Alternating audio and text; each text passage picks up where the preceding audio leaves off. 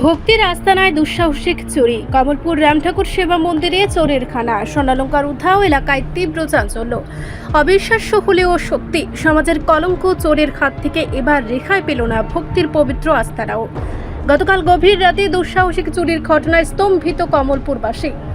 কমলপুরের ঐতিহ্যবাহী রামঠাকুর সেবা মন্দিরে চোরের দল ভাঙে মন্দিরের তালা, প্রবেশ করে ভেতরে, তারপর টার্গেট করে প্রণামী বাক্সের তালাকে চতুরতার সঙ্গে ভেঙে ফেলে সেই বাক্সও। কিন্তু এখানেই শেষ নয়, রাম ঠাকুরের বিগ্রহের মাথা থেকে খুলে নিয়ে যায় প্রায় লক্ষাধিক টাকার স্বর্ণালঙ্কার। ভোরের আলো ফুটতেই দেখতে পান ভাঙা তালা, ছিন্ন বিচ্ছিন্ন প্রণামী বাক্স আর হারিয়ে গেছে ঠাকুরের অলঙ্কার।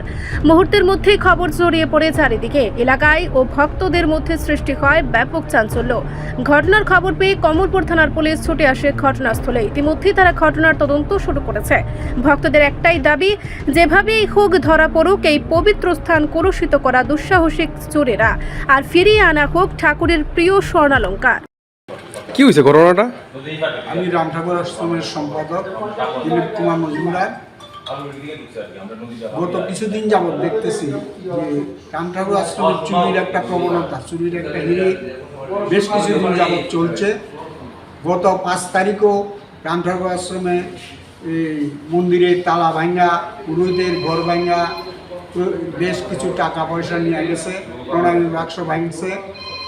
আবার পুনরায় গত রাত্রে অর্থাৎ 9 অক্টোবর রাত্রিবেলা ঠাকুরের মন্দিরের তালা ভেঙে প্রণামীর বাক্স, নতুন করে প্রণামী বাক্স নিয়েছিলাম, সেই প্রণামী বাক্স আবার ভাঙছে এবং ঠাকুরের মন্দিরের ঠাকুরের মূল ছবি ভাঙ্গা, 2টা সোনার চেইন, আনুমানিক 12 আনা সোনা হবে এরকম সোনার চেইন 2টা নিয়ে গেছে।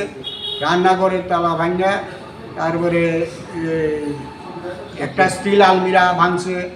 তারপরে এখানে নেওয়ার মতো তেমন কিছু না পাইলেও যে আসবাবপত্র নষ্ট করে ছিন্ন ভিন্ন করে মন্দিরের একটা স্টিল আলমিরা ভাঙছে, ক্যাশ বাক্স ভাঙছে। এভাবে মানে প্রচুর টাকা ক্ষতি করে গেছে। আনুমানিক